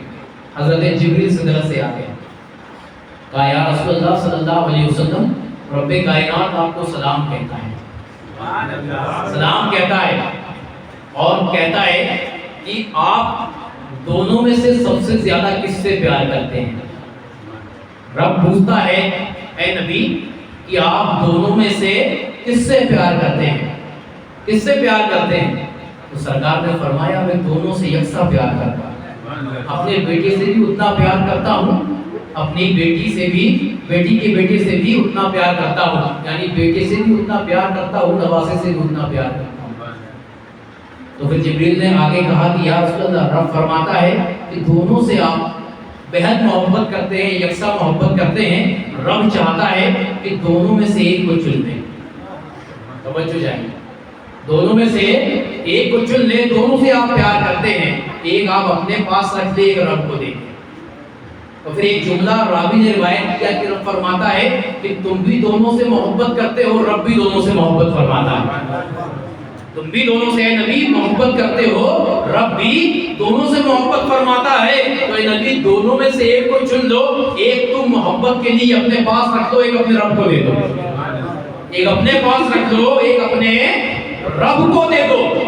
تو دونوں میں سے چننا ہے، یہ نبی اختیار تمہارے اوپر ہے، تم دونوں میں سے کس کو چنتے ہو۔ رب کائنات نے آپ کو اختیار دیا، جبریل فرماتے ہیں آپ کو اختیار دے دیا ہے کہ ایک رب آپ کے پاس چھوڑتا ہے اور ایک خود کو چاہتا ہے، ایک رب بلاتا ہے اپنے طرف، اور نبی آپ کو اختیار دے دیا دونوں میں سے کسی ایک کو چن لے۔ تو میرے نبی نے سر کو جھکایا، میرے نبی نادی ہوئے، ایک نگاہ حضرت قاسم کو دیکھتے ہیں، ایک نگاہ حضرت امام حسین کو دیکھتے ہیں، اس کے بعد آپ نے اپنے ذہن و فکر میں دوڑایا، اگر امام حسین کو دیتا ہوں تو مجھے بھی تکلیف ہوگی، علی کو بھی تکلیف ہوگی، حضرت فاطمہ کو بھی تکلیف ہوگی، اور جب ان کو تکلیف ہوگی تو مجھے ڈبل تکلیف ہوگی۔ اگر حسین کو دیتا ہوں رب کائنات کو تو یہ میرے بھی پیارے، علی کے بھی پیارے، فاطمہ کے بھی پیارے، ان کے جانے سے تین لوگوں کو تکلیف ہوگی، اور اگر قاسم کو دیتا ہوں تو تکلیف صرف مجھے ہوگی، صرف تکلیف مجھے ہوگی۔ تو پھر سرکار دو عالم صلی اللہ علیہ وسلم نے فیصلہ کیا کہ مولا قاسم کو دیتا ہوں، حسین کو رکھتا ہوں، قاسم کو دیتا ہوں، حسین کو رکھتا ہوں۔ حسین وہ ہے کہ ان کی محبت میں نبی کریم صلی اللہ علیہ وسلم نے اپنے بیٹے کو قربان کر دیا، اپنے بیٹے کو قربان کر دیا، اور پھر معاملہ یہ ہوا کہ 2 یا 3 دن کے بعد حضرت قاسم کا انتقال ہو گیا۔ حضرت قاسم اس دنیا سے چلے گئے، تو اس کے بعد جب امام حسین نبی کے سامنے آتے تو میرے نبی ایک جملہ ارشاد فرماتے ہیں کہ یہ وہ حسین ہے جس کی خاطر میں نے اپنا بیٹا قربان کر دیا۔ اور پھر امام حسین نے بھی اس قربانی کا فرض ایسے نبھایا کہ قاسم نے حسین کی خاطر اپنے آپ کو قربان کیا تھا، اور اس کا بدلہ امام حسین نے یہ دیا کہ اپنے آپ کو قربان کر کر نبی کے دین کو بچا لیا، اپنے آپ کو قربان کر کر نبی کے دین کو بچا لیا۔ یہ حضرت امام حسنین کریمین ہے، وہ حسنین کریمین کہ اگر ضد کر دے تو رب کائنات جنت سے جوڑا بھیج دے، وہ حسنین کریمین ہے۔ تو حسنین کریمین کو کیا سمجھتے ہو؟ ایک مرتبہ حسنین کریمین چھوٹے تھے، کل عید ہے، رات میں اپنی ماں سے مطالبہ کر دیا، اے امی جان سب لوگ کل نئے جوڑے پہنیں گے، ہمیں بھی نئے جوڑا چاہیے، سب نئے جوڑا پہنے کے ہمیں بھی نئے جوڑا چاہیے۔ اور حضرت فاطمہ جب اپنے بیٹے کی یہ آرزو دیکھی تو منع نہیں کر پائی، حسنین کریمین کو رات میں سلایا، مصلے کو بچھایا، اور وہ بنت رسول کہ اگر ہاتھ اٹھا دے تو رب کائنات آپ کی دعاؤں کو رد نہیں فرماتا۔ وہ بنت رسول ہے کہ رات بھر فرض کے علاوہ جب نماز پڑھتی تو چلی جاتی جب سجدے میں تو ایک سجدے میں پوری رات گزر جاتی، سبحان ربی الاعلیٰ، سبحان ربی الاعلیٰ، سبحان ربی الاعلیٰ، ایک سجدے میں ایک رات گزر جاتی۔ اور جب صبح فجر کی اذان ہوتی تو رب کائنات کی بارگاہ میں عریضہ پیش کرتی کہ یہ مولا تو نے کتنی چھوٹی رات بنائی، تو نے کتنی چھوٹی رات بنائی کہ تیری فاطمہ جی بھر کے ایک سجدہ بھی نہیں کر سکتی، مولا کبھی اتنی طویل رات بنا کہ یہ تیری بندی فاطمہ جی بھر کے تیری عبادت کر سکے۔ وہ فاطمہ زہرا جب اپنے بچوں نے آرزو کی تو ان کی آرزو کو وہ منع نہیں کر پائی، ان کے مطالبے پہ انکار نہیں کر پائی، رات میں مصلی بچھائی ہے، رات بھر عبادت کی، اور عبادت کرنے کے بعد اپنے ہاتھوں کو اٹھایا، کہا مولا تیری فاطمہ نے کئی مشکلیں، کئی مصیبتیں صحیح ہیں، مگر کبھی اپنی زبان سے اف نہیں کیا، کبھی تجھ سے کچھ نہیں مانگا، اگر یہ تجھ سے مانگتی تو تو جنت سے حور بھیج دیتا خدمت کے لیے، اگر یہ مانگتی تو میرے گھر میں کئی فرشتے اور کئی دیگر لوگ ہوتے خدمت کے لیے، مگر یہ فاطمہ نے کبھی اس زبان سے اپنے لیے کچھ نہیں مانگا۔ اگر آج تو جانتا ہے کہ میرے لگتے جگر نے مطالبہ کر دیا ہے، میرے جگر کے ٹکڑوں نے مطالبہ کر دیا ہے، کہ خدا تو جانتا ہے میں اپنے لیے نہیں مانگ رہی ہوں، اپنے حسنین کریمین کے لیے مانگ رہی ہوں۔ دعا اٹھایا، کہا اے مولا میرے بچوں کے لیے کل صبح عید ہے، عید کے لیے نئے جوڑوں کا انتظام کر دے۔ اتنی دعا مانگ کر حضرت فاطمہ الزہرا نے اپنے ہاتھوں کو پلٹ لیا اور مصلا اٹھا کر آرام کرنے چلی گئی، اور جب صبح فجر کا وقت ہوا ہے نا تو دروازے پہ دستک ہوئی، دروازے پہ دستک ہوئی، اندر سے آواز آئی کون؟ کہا حسنین کریمین کا درجی، قربان جاؤ کون ہوں؟ حسنین کریمین کا درجی ہوں۔ دروازہ کھلا، درجی نے دیا لباس، اور لباس جب دیکھا تو ایک کا ہرا اور ایک کا لال، اس میں بڑی پہلے وائٹ لباس آیا تھا، پھر آپ نے حضرت حسنین کریمین نے رونا شروع کیا تو پھر دوبارہ حضرت جبریل جو ہے لباس لے کر آئے، تو کہا میں درجی ہوں، اپنے آپ کو کیسے مخاطب کیا در زہرا پر، میں درجی ہوں۔ حکیم بڑا مرتبہ حضرت جبریل علیہ السلام کا ہے، مگر وہاں معاملہ تھا کہ حسنین کریمین میں چل گئے تو اپنے آپ کو کہا، ان نے خود کہا اگر ہم کہیں گے تو بے ادبی ہوگا، ہم کہیں گے تو بے ادبی ہوگا، جبریل نے خود کہا میں حسنین کریمین کا درجی ہوں۔ اس کے بعد لباس دے کر چلے گئے، امام حسین نے سرخ لباس پہنا اور امام حسن نے سبز لباس پہنا اور تیار ہو کر اپنے نانا کے پاس گئے،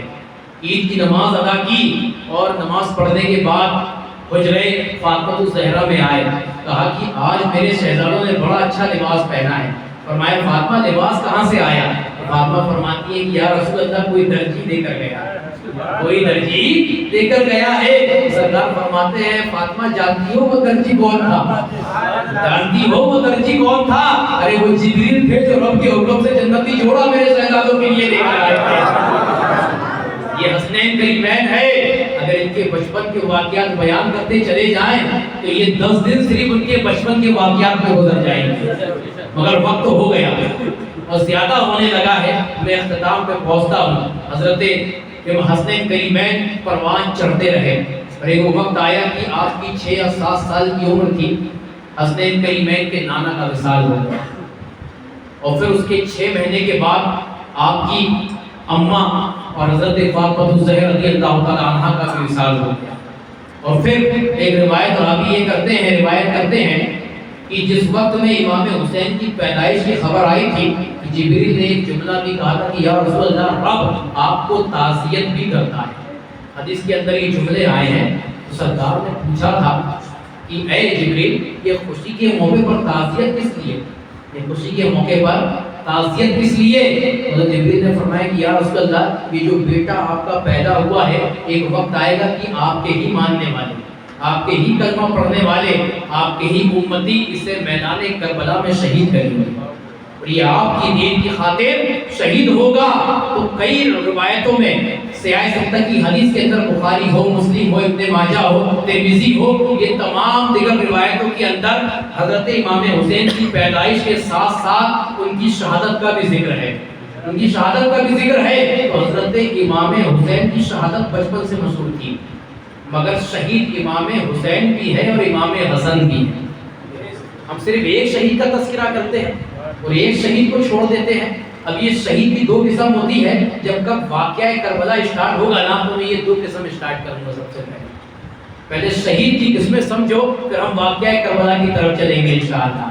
تو یہ شہید کی 2 قسم ہوتی ہے، تو شہید امام حسین بھی ہے اور شہید امام حسن بھی ہے۔ تو ایک شہید امام حسین کی شہادت بچپن سے مشہور تھی، مگر امام حسن کی شہادت بچپن سے مشہور نہیں تھی۔ ہاں کچھ آپ کی طرف سے جو ہے نشانیاں ظاہر تھی، جیسے میں نے شروع میں آیت کریمہ پڑھی بلو ولو والمرجان کی آپ کو زہر دیا جائے گا، زہر دیا جائے گا۔ تو امام حسین کا معاملہ یہ ہے کہ امام حسین اور حسن یہ شبیہ سرکار دو عالم صلی اللہ علیہ وسلم ہیں۔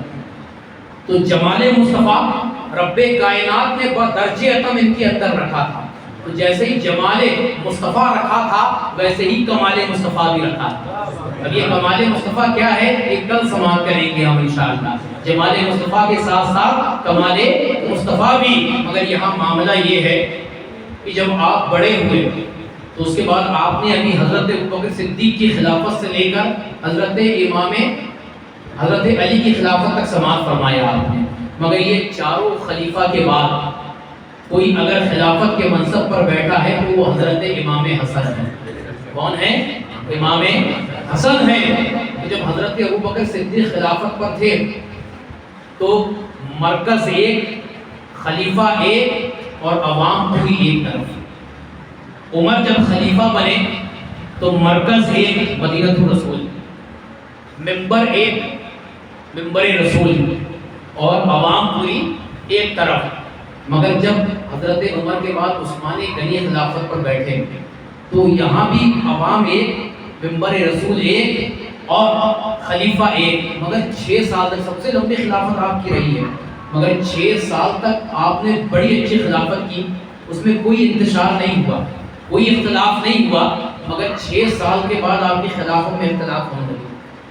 کئی لوگ چاہنے لگے کہ آپ خلافت کے منصب سے اتر جائیں اور پھر کوئی اور خلیفہ بن جائے. تو یہ معاملہ چلتے چلتے آپ کے قتل پر ختم ہوا.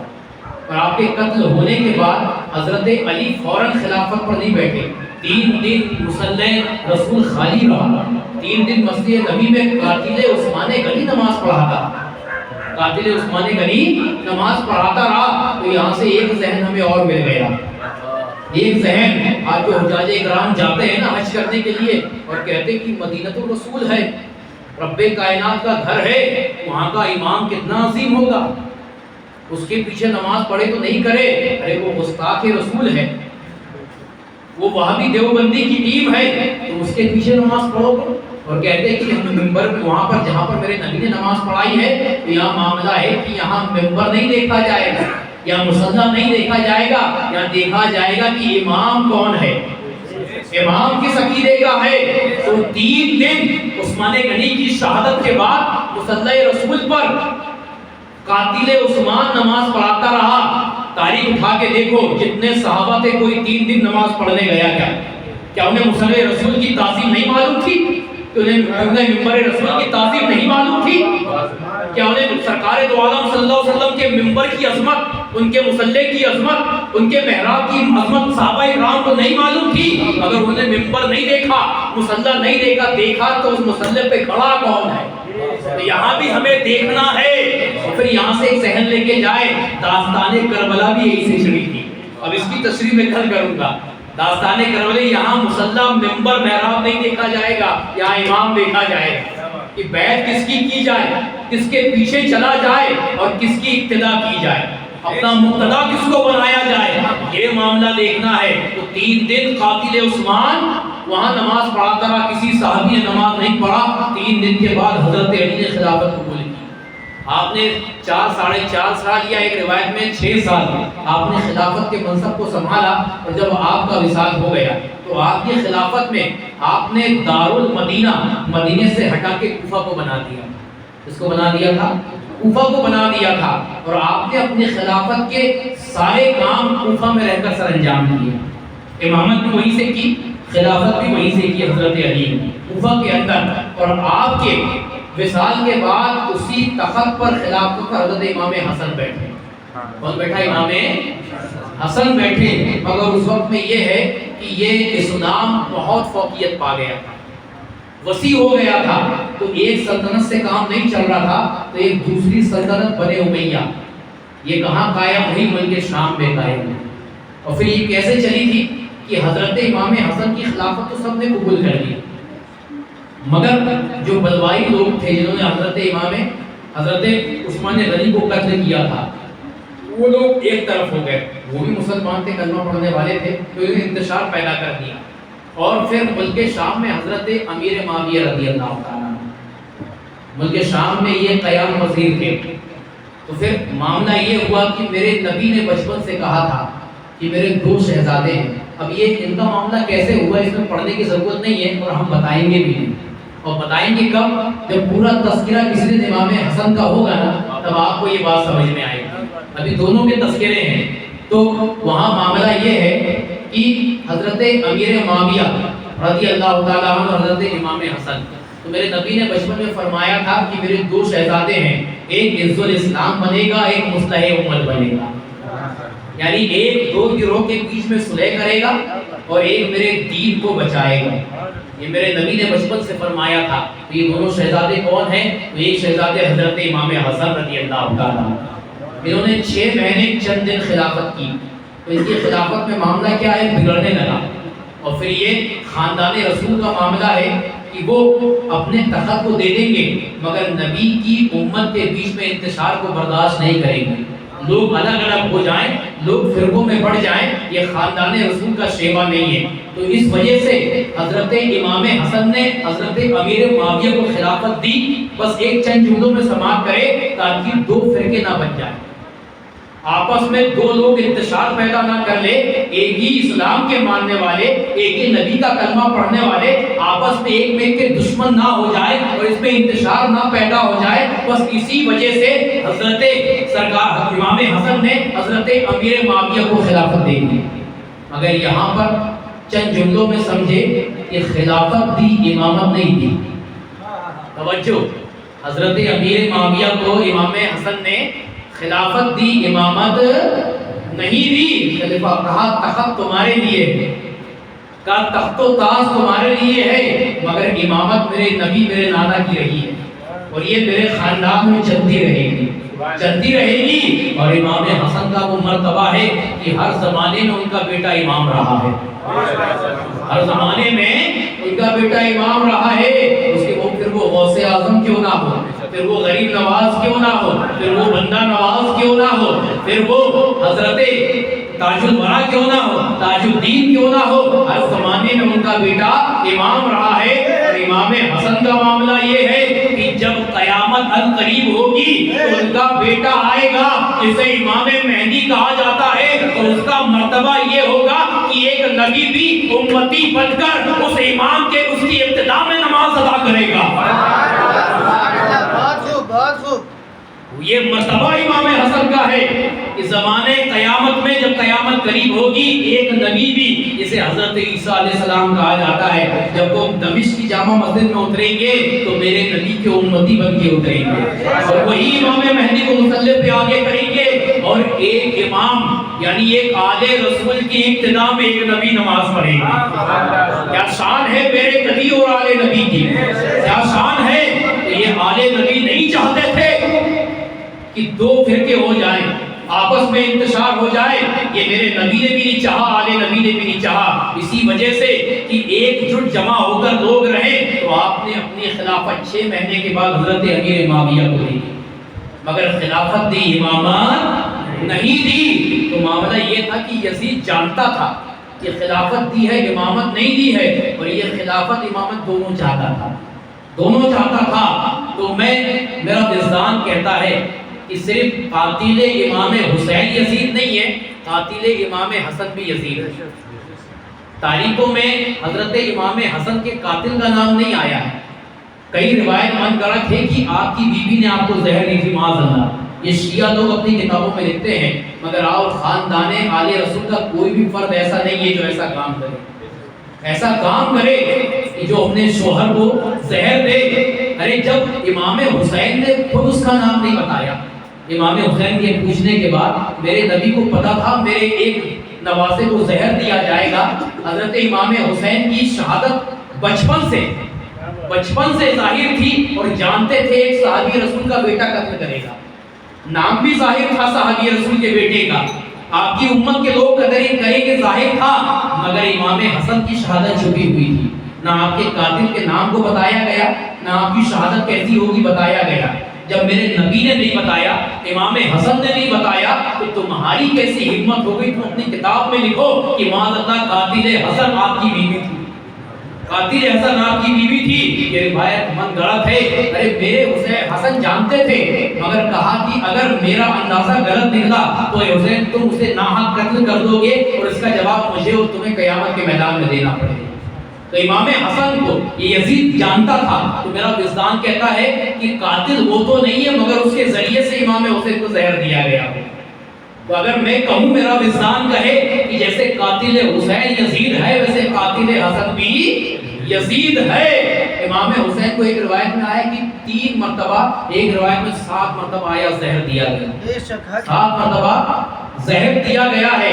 اور آپ کو جب آخری بار زہر دیا گیا نا تو وہی لؤلؤ میں جو کہہ رہا تھا سیب مرجان جسے کہا جاتا لؤلؤ، جو سمندر سے جس کی تشریح میں نے شروع میں کی تھی، یخرج منہما اللؤلؤ والمرجان، وہی لؤلؤ پیس کر جس مشکیزے سے آپ پانی پیتے تھے آپ کے مشکیزے میں ڈال دیا.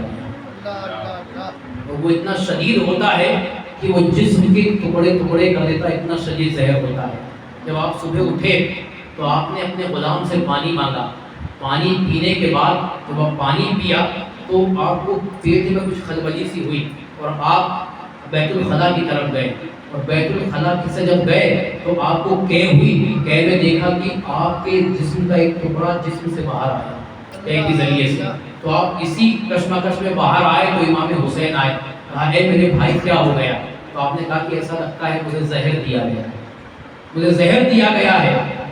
تو حضرت امام حسین نے کہا کہ میرے بھائی بتاؤ تمہیں زہر کس نے دیا ہے؟ تو فرمایا کہ مجھے صرف شک ہے، اگر میں اس کو تمہارا نام بتا دوں گا تو ہو سکتا تم اس کو قتل کر دیں، اور اگر بعد میں وہ قاتل نہ نکلے تو ناحق قتل کا الزام تمہارے اوپر ہوگا اور اس کا جواب تمہیں رب کی بارگاہ میں دینا پڑے گا. اے حسین میں قاتل کا نام نہیں بتا سکتا، میں اگر وہ وہی ہے تو میں رب کے اوپر اس کا فیصلہ چھوڑتا ہوں کہ اس کے ساتھ جو کرے. اور اگر کوئی اور ہے تو دیکھو اور خاندان اہل بیت کا معاملہ، اگر اس کے علاوہ کوئی اور ہے تو میں دعا کروں گا کہ مولا اس کو ہدایت دے. میری جان جا رہی ہے، ایک شک تھا تو شک کہاں تھا؟ میں کہہ سکتا ہوں کہ یزید کی طرف تھا، اس لیے دعا نہیں کی، کہا اس کا معاملہ میں رب پہ چھوڑتا ہوں، اگر اس کے علاوہ کوئی اور ہے تو پھر میرے حسن دعا کر رہے کہ رب اس کو ہدایت دے. یعنی جاتے جاتے بھی قاتل اپنے قاتل کو معاف کرتے ہوئے جا رہے امام حسین کہ اگر کوئی کر سکتا ہے تو میرے نبی کی اہل بیت کر سکتی ہے، میرے نبی کے خاندان والے کر سکتے ہیں. اس کا روایتوں میں آیا ہے کہ اس لؤلؤ سے، اس سیب سے اور اس ہیرے سے میرے امام حسن کے جگر کے 72 ٹکڑے ہوئے، جسم کے 72 ٹکڑے ہوئے. اور اسی کشمکش میں امام حسن اس دنیا فانی سے رخصت ہوئے. اور اس کے چند دن کے بعد چند 60 ہجری میں حضرت امیر معاویہ کا وصال ہوا. اور امیر معاویہ کا وصال ہوا جیسے ہی ہوا ویسے ہی اب راستہ صاف تھا یزید کے لیے، وہ تخت خلافت پر بیٹھ گئے ملک شام کے اندر. یزید امام حسین کا جب وصال ہوا تو امام حسین نے وصیت کی تھی، ایک وصیت آپ نے سنی کہ ایک جگہ اور خالی تھی میرے نبی کے، جہاں میرے نبی مدفن ہے، میرے نبی کے مزار پہ، اور آج بھی خالی ہے. جب حجاج اکرام جائیں گے اور سے دیکھنا آج بھی خالی ہے. تو امام حسن نے اپنی نانی کے پاس یہ خبر بھیجی حضرت عائشہ صدیقہ رضی اللہ تعالیٰ عنہ کے پاس کہ میں اجازت چاہتا ہوں. نواسہ رسول اجازت کی کیا ضرورت تھی، مگر نانی کی مرتبہ بتایا اگر کسی چیز کی اجازت لو کیونکہ وہ زمیندار ہیں، وہاں کی وہ زمیندار ہیں، تو اجازت بھیجی. کہا کہ آخری وقت حسن کا آیا ہے، اجازت چاہتا ہے کہ نبی کے قدموں میں دفن ہو، نانا جان کے قدموں میں دفن ہو. اور پھر اس کے بعد یہ جملہ بھی فرمایا اگر کسی وجہ سے وہاں پر جگہ نہ مل پائے تو پھر اپنے امی کے قدموں میں دفن کر دینا، یعنی حضرت فاطمہ الزہرا کے قدموں میں دفن کر دینا. راوی روایت کرتے کہ آپ کو نہلا کر اور آپ کے کفن کو تیار کر کر روضہ رسول کے سامنے لے کر آیا گیا. روایتوں میں راوی روایت کرتے ہیں کہ آپ کا ایک ایسا جنازہ ہے جس کو 2 مرتبہ کفن دیا گیا. امام حسن ایک واحد ایسی ذات ہے جن کو 2 مرتبہ کفن دیا گیا. کتنی مرتبہ؟ 2 مرتبہ کفن دیا گیا. کیوں؟ کیونکہ جب آپ کو روضہ رسول پر لایا گیا تو حضرت عائشہ کی اجازت تو مل گئی تھی، مگر اس وقت جو گورنر تھا وہاں کا، جو حاکم تھا مدینہ شریف کا، یزید نے تخت خلافت پر بیٹھ کر یا حضرت امیر معاویہ نے جو بنایا تھا وہ مروان بن حکم کو بنایا. اور یہ ایک ظالم و جابر جو تھا، یہ ایک ظالم و جابر حاکم تھا. اس نے کہا کہ حسن روضہ رسول پر دفن نہیں ہو سکتے. اور جب شدت اور زیادہ شدت ہوئی تو اس نے تیر چلایا امام حسین کے لاشے پر، جس سے خون کا فوارہ نکلا. اور حضرت امام حسن کا جو کفن ہے وہ لال ہو گیا. 2 مرتبہ آپ کو کفن دیا گیا۔ اس کے بعد حضرت ابو ہریرہ رضی اللہ تعالیٰ یہ آئے، اس نے کہا کہ آپ نے امام حسن نے کیا وصیت کی تھی؟ وصیت کی تھی کہ مجھے روضہ رسول میں دفنا دینا، اور اگر کوئی مشقت درپیش آئے تو پھر جنت البقیع میں اپنے امی کے سرہانے یا پائخانے مجھے دفن کر دینا۔ حضرت ابو ہریرہ کہتے ہیں کہ اس گورنر سے کیوں لڑتے ہو؟ یہ کیا تمہارے لڑنے لائق ہے؟ یہ تمہارے سامنے کھڑے رہنے کے لائق نہیں ہے، اس کو حاکم بنایا گیا ہے، یہ ظالم و جابر ہے، جاؤ جو دوسری وصیت ہے اس پر عمل کرو۔ تو دوسری ایک روایت کے مطابق حضرت امام حسن کو پھر جنت البقیع میں حضرت فاطمہ الزہرا کے پائے دفن کر دیا گیا، جو آج بھی وہ دفن ہیں، اور جو حجاج کرام جاتے ہیں وہ زیارت کرتے ہیں۔ تو امام حسن کی شہادت کے بعد حضرت امیر معاویہ اور اس کے بعد یزید تخت خلافت پر بیٹھا، اور اس کے بعد کیا ہوا، یہ ایک سوالیہ نشان ہے۔ انشاءاللہ ہم کل مدینے سے کربلا تک کا بیان اس میں سماعت کریں گے۔ یہ قصہ لطیف ابھی ناتمام ہے، جو کچھ بیان ہوا آغاز باب تھا۔ استغفر اللہ ربی من کل ذنب و اتوب الیہ، اشہد ان لا الہ الا اللہ و اشہد ان محمدا عبدہ و رسولہ، وما علینا الا البلاغ، وآخر دعوانا الحمد للہ رب العالمین۔ السلام علیکم۔